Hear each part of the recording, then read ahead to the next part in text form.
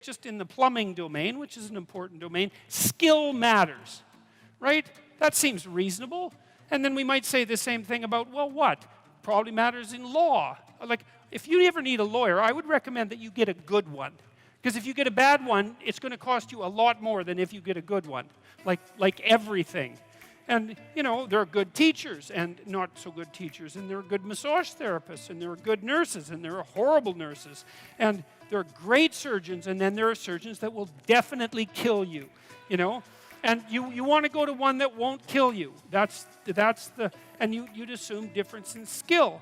You know, and whatever your occupation is, you know bloody well, maybe you're a short order cook at a diner, and like some short order cooks can whip up a pretty damn decent breakfast in 3 or 4 minutes, and you're pretty bloody happy to sit there and eat it, and other short order cooks can produce some god-awful mess of burnt eggs and wretched toast and rancid bacon and orange juice that's like had a crayon dipped in it for the color, and with a really ornery waitress and coffee that's been cooking since like 1953.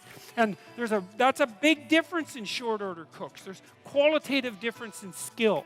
Okay, and so one of the things we might point out is that part of the reason that we have hierarchies in the West is because people actually differ in skill, not power.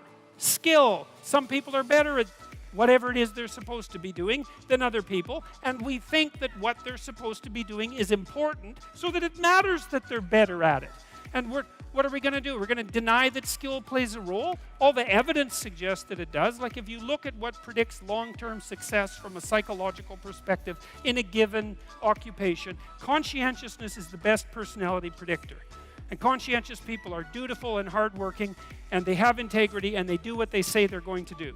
And so that's the best predictor, second best predictor, and the best predictor is intelligence. And so it looks like in a relatively complicated occupation, if you're going to be successful in a Western culture, the best predictors of your success is whether you're intelligent, skilled, and conscientious.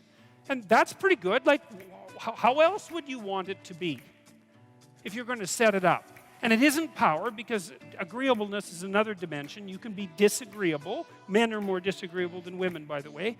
And if our society was fundamentally based on power, then the most disagreeable people would be the most successful. And they're not. They're the ones that are most likely to be in prison.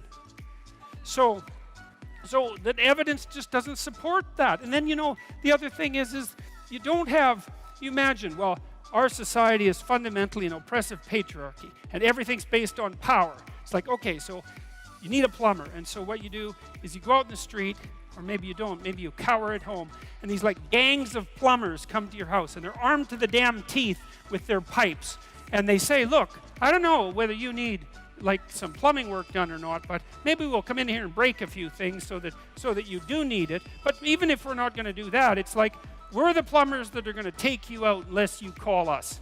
And so the next time the toilet overflows, man, here's the number and you better put it on your fridge. Or there's going to be hell to pay. Or, you know, the same is the case of like gang-affiliated massage therapists. Exactly the same thing. Tattooed to the hilt, right? Armed to the teeth. And roaming the streets, making bloody sure that if you have a stiff neck, that the most powerful massage therapist is the one that you're going to call first. You know, it's complete bloody rubbish.